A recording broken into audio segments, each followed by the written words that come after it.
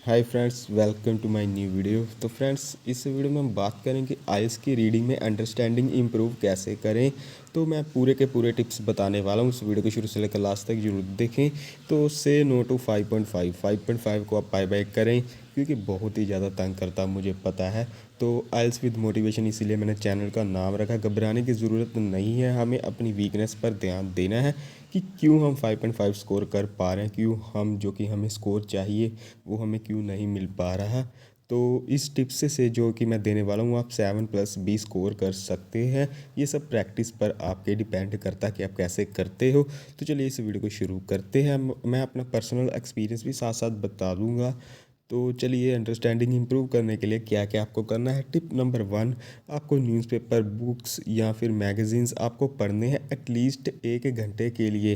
क्योंकि जो कि हमारा टेस्ट होता है, रीडिंग टेस्ट होता है, वो 1 घंटे के लिए तो होता है। तो ताकि आपको बोरिंग ना लगे, तो आपको आदत बना लेनी, हैबिट बना लेनी, रोज़ न्यूज़पेपर पढ़ना, बुक पढ़नी, मैगज़ीन पढ़ना। चाहे आप पुरानी पढ़े, आपको पढ़ना ही है, साथ साथ दिमाग भी चलाते रहना है। और पढ़ते समय जो भी आपको जो कि डिफ़िकल्ट वर्ड लगता है, उसको आपका मीनिंग एज्यूम करना है। पढ़ते वक्त उसका मीनिंग एज्यूम कर लेना है। आपको सीधा डिक्शनरी नहीं खोलनी बीच में, पहले आपको मीनिंग एज्यूम करना है। इससे जो कि एज्यूम जो कि आपकी पावर बढ़ जाएगी। जैसे कि रीडिंग में काफ़ी ज़्यादा डिफ़िकल्ट वर्ड्स होते हैं, वो मतलब कि वो हमारे कई बार क्वेश्चन से रिलेटेड नहीं होते। हम समझ बैठते हैं कि ये क्वेश्चन से रिलेटेड ही होगा क्योंकि डिफ़िकल्ट वर्ड है। वो ऐसा नहीं होता। कई बार हमें नई मीनिंग पता तो ऐसे ही एज्यूम पावर हमारी बढ़ जाएगी। तो बाद में आपको खोलनी है डिक्शनरी। तो बाद में चेक करना कि आपके कितना मतलब कि करेक्ट है। अगर करेक्ट हो तो आपका कॉन्फिडेंस लेवल बहुत ही ज़्यादा बूस्ट होगा, जो कि आपने एज्यूम किया उसका मीनिंग। दूसरा कि आप don't attempt the reading forcefully. आपको धक्के से रीडिंग कभी नहीं करनी। जैसे कि हम धक्के से रीडिंग करते हैं, 3-4 टेस्ट सोल्व करने की कोशिश करते हैं, बाद में कुछ समझ नहीं आता। आप एक भी रीडिंग टेस्ट सोल्व कर सकते हो, वो एक ही काफ़ी, एक दिन के लिए। लेकिन उसको प्रॉपरली करना है, पूरे दिल से करना है। तो do only one but properly. तो जो कि आपको अटैम्प्ट करना रीडिंग का टेस्ट, वो नाइट में नहीं अटैम्प्ट करना। 12 बजे कई बार हम अटैम्प्ट करने बैठ जाते, तब नींद आ रही होती, कुछ समझ में नहीं आता। तो जब जब आंसर्स गलत आते हैं, तो हम जो कि डीमोटिवेट हो जाते हैं।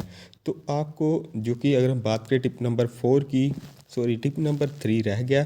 टिप नंबर 3 में आपको ये करना है कि आपको स्टेटमेंट पहले रीड करनी है, क्वेश्चन जो कि दिए हुए हैं, बाद में फिर जाके जाना है पैसेज में और 1 बाय 1 करना है। 1 बाय 1 ही क्वेश्चन को पढ़ना है। कई बार हम होशियारी मारने की कोशिश करते हैं। 2-3 क्वेश्चन पहले जाके, जैसे कि ट्रू फॉल्स 5 है, हम 2 स्टेटमेंट पढ़ लेते हैं, बाद में कन्फ्यूज़ हो जाते हैं, तो टाइम वेस्टिंग काफ़ी ज़्यादा उसमें हो जाती है। तो टाइम काफ़ी ज़्यादा इसमें इम्पोर्टेंट है। तो टाइम वेस्ट ना करने के लिए और कन्फ्यूज़न को अवॉइड करने के लिए आपको 1 बाय 1 क्वेश्चन ही रीड करना है और इंस्ट्रक्शंस भी पढ़ लेने। कई बार येस नो की जगह हम ट्रू फॉल्स भी लिखाते हैं, ट्रू फॉल्स दिए होते येस नो लिखाते हैं। तो इसलिए ध्यान देना 1 वर्ड 2 वर्ड को जो कि दिए होते ब्लैंक्स भी, सभी कुछ ध्यान देना है। ओ टिप नंबर 4, आपको इंटरनेट की सहायता नहीं लेनी। Don't take assistance of internet to correct your answers. आपको इंटरनेट की सहायता नहीं लेनी। अगर आपके जो कि गलत आते हैं क्वेश्चन, अगर आपके क्वेश्चन के आंसर्स गलत आते हैं, तो उनको दोबारा कीजिएगा, दोबारा करें, दोबारा करने, इसीलिए आपकी अंडरस्टैंडिंग बढ़ेगी। आप देखें कि क्यों गलत आ रहे हैं, तो आपकी धीरे धीरे अंडरस्टैंडिंग बढ़ती जाएगी। क्वेश्चंस आप सोल्व करते जाओगे, 10 में से 10 आपके जो कि सही हो जाएंगे। अगर आप ऐसे करते हो तो अंडरस्टैंडिंग भी इम्प्रूव होगी। री attempt the passage until you get all your answers correct. आपको जो कि अगर आपको री अटैम्प्ट करते रहना है एक ही रीडिंग पैसेज को, जब तक आपके जो कि आंसर्स है सही नहीं हो जाते। आप 1 बाय 1 भी पैसे कर सकते हो, नेक्स्ट में बताने वाला हूँ। और जब भी आपका जो आंसर जो कि होगा, आंसर आपका सही आता है, तो आपके पास प्रॉपर एविडेंस होना चाहिए, प्रॉपर एक्सप्लेनेशन होनी चाहिए कि क्यों क्यों मैंने ट्रू लगाया, क्यों नॉट गिवन लगाया, क्यों फॉल्स लगाया। इससे भी बहुत ज़्यादा फ़र्क पड़ेगा। कई बार हम तुक्का लगा के ट्रू लगा देते हैं, तो हम सोचते कि हमें आ गई है रीडिंग, तो इसका कोई भी फ़ायदा नहीं है। If you apply it, you will definitely increase your understanding day by day. Day by day आपकी अंडरस्टैंडिंग बढ़ती जाएगी। केवल मैं बात करूँ, अगर कम से कम 7 दिन में आपकी अंडरस्टैंडिंग काफ़ी ज़्यादा इंप्रूव हो जाएगी। अब 5.5 से आप 6.5 टू 7 तक भी आप पहुंच सकते हैं। अगर आपके पास 1 महीने का टाइम है तो काफ़ी ज़्यादा आप स्कोर कर सकते हैं।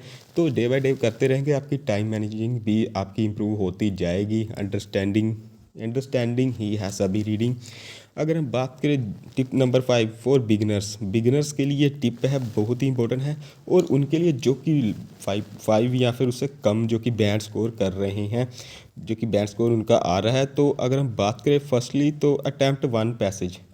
आप 1 पैसेज करें, 3 पैसेज दिए होते हैं, 1 पैसेज करें आप। अगर आपको ज़्यादा डिफ़िकल्ट लगता है, आपके पास काफ़ी ज़्यादा टाइम है, तब मैं बता रहा हूँ, अगर आपके पास 1 वीक है तो आप फुली मतलब कि पूरा अटैम्प्ट करने की कोशिश करें। आप 2 पैसेज टेक्निक भी अप्लाई कर सकते हैं। सिर्फ 2 पैसे करें, 26 उसमें होते हैं। अगर आपके 26 में से 20 भी सही हो गए तो आप, अगर अगर आप तीसरा पैसे करते हो उसमें 14 क्वेश्चन होते हैं, अगर आप उसमें 3-4 भी सही कर लेते तो आपके 6 बैंड आ जाते। लेकिन अगर जो कि ऐसे आप करेंगे तो आपके 26 में से 26 पूरे सही होंगे। आपके धीरे धीरे आपके सभी सही होते जाएंगे।